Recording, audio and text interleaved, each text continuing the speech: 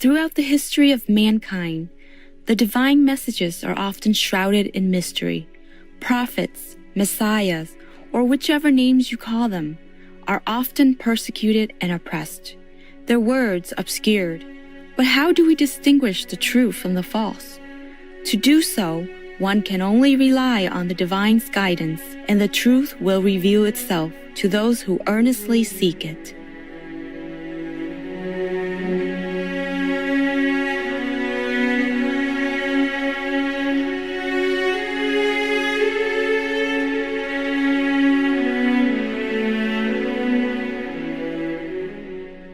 Like so many other world prophecies, Native American predictions point to our present time as the start of a new era. The indigenous people aptly call this era the new springtime.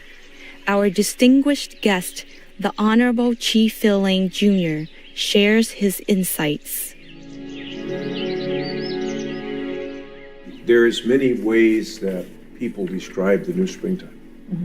Some call it the fifth world. Mm-hmm. Some call it the fourth world. Some call it the eighth fire. So you'll find in all spiritual traditions the foretelling of this new springtime. Just like I was talking about the Lord's Prayer, thy will be done on earth as it is in heaven. Mm-hmm. And that's what I really believe we're doing, is that heaven is coming to earth. So in your view, this new springtime is already here? Yes. It's happening, right? It's happening. It's happening. It's been happening for a while.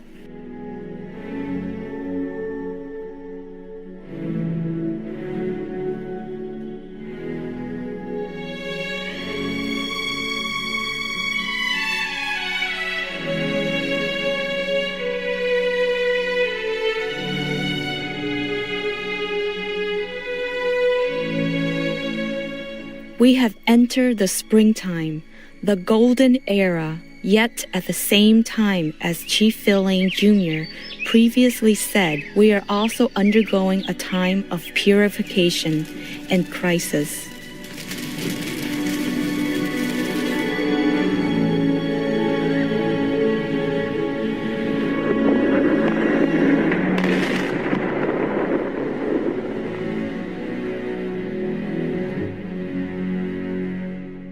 Chief Lane's messages are not his alone. They belong to many fellow wise indigenous elders, past and present, some of whom have received inner visions of their own.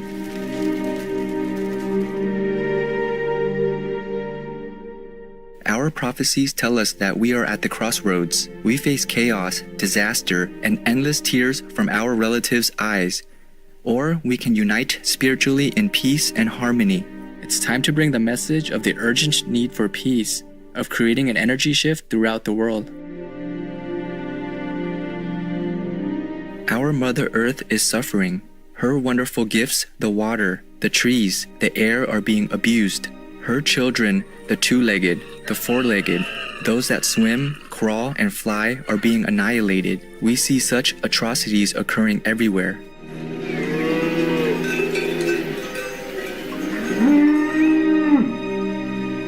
We argue, fight, and hurt each other, and we hurt the Mother Earth. Now, we will all have to live with that. It is too late to stop the Mother, who has to cleanse herself from all our ways of no respect.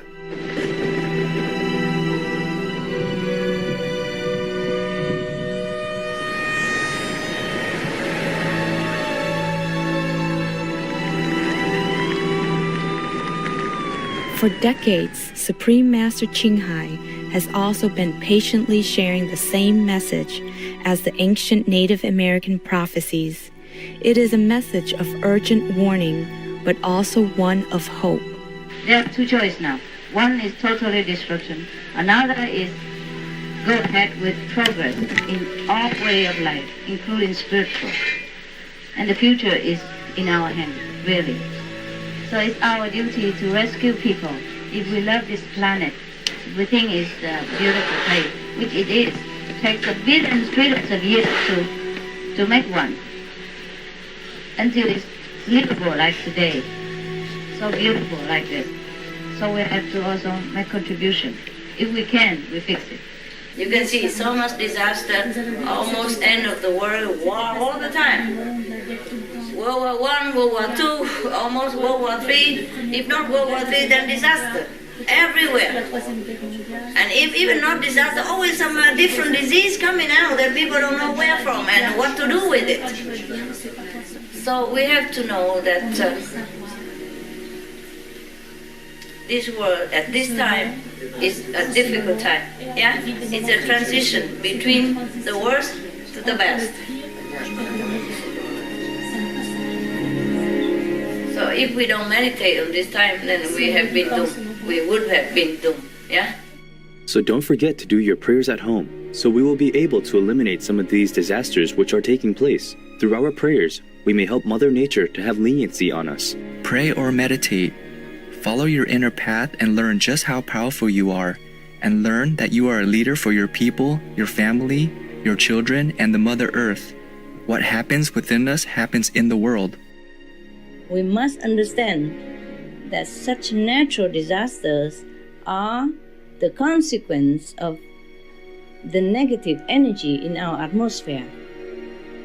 And this negative energy in our atmosphere is created by our feelings, our thoughts, and actions of either hatred, violence, and of killing so many humans and innocent animal lives.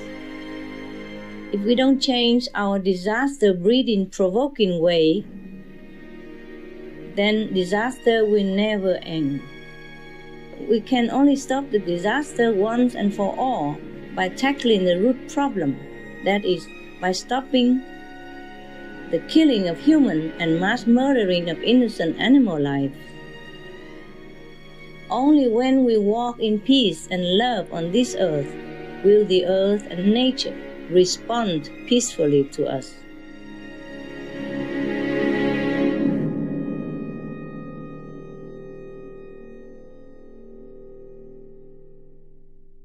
Kind viewers, we'll return after a brief message. Please stay tuned to Supreme Master Television.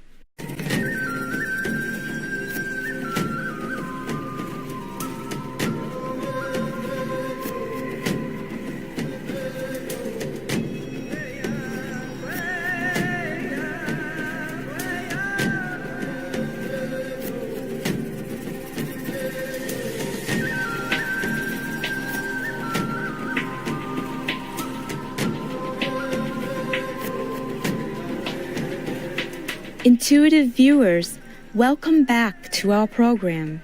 In 1993, while giving lectures across the United States, Supreme Master Ching Hai also lovingly donated hundreds of thousands of US dollars in relief aid when two of the country's worst natural disasters occurred, namely the Great Flood in the Midwest and the Laguna Beach wildfire in California.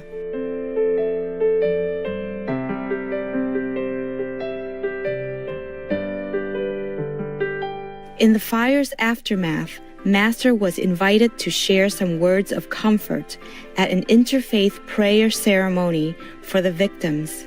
Seated next to her was the late respected medicine man of the Suquamish Nation named Thomas One Wolf. An instant friendship was born as he offered to Master his personal emblem feather, a native symbol of high honor, and also wished to deliver a message to her.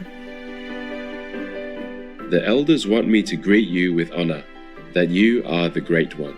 Thomas One Wolf, addressing Supreme Master Ching Hai.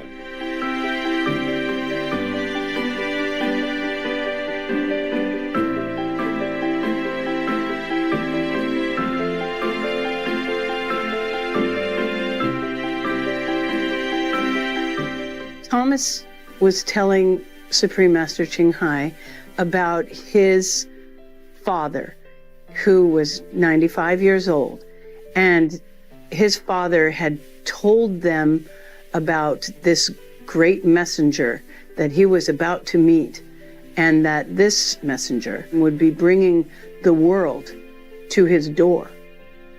And when he met Supreme Master Ching Hai, he believed that she was that messenger, Thomas pretty much recognized Master from the beginning. That's what I remember. He was very touched by Master, by her presence, by her stillness, by her lightness of being at the same time. He asked her to have some moment with her and exchanged, a few words of how momentous, the time was and how we all, had a role to play in making things better and the goodness that she represented and the light that she carried.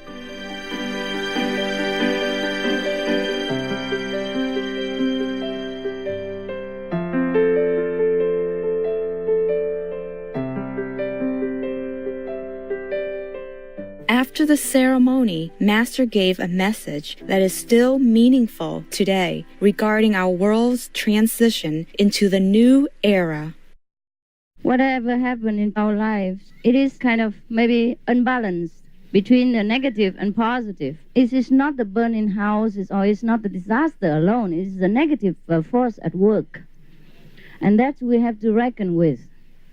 So don't think that the disaster here or anywhere are the karma of the people here alone. We also are responsible. Every time we think negative, we are responsible for disaster in the world or in our neighbor. So try to think positive all the time. Try to be loving and kind. Okay. Meditate more. Meditate more so that you add more positive energy to this world. Yeah? And refrain from doing something that is harmful to yourself and to other people. That is minimizing the negative. And meditation, goodwill is adding positive energy. And our world is bound to become better, better, better, and then become the best.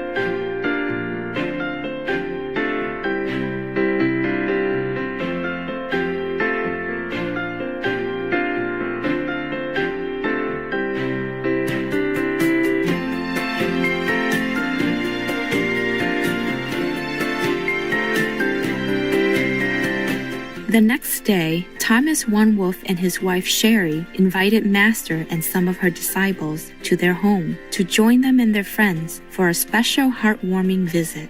As Thomas One Wolf's adoptive father had envisioned, Master brought a mini world with our multinational association members to his door.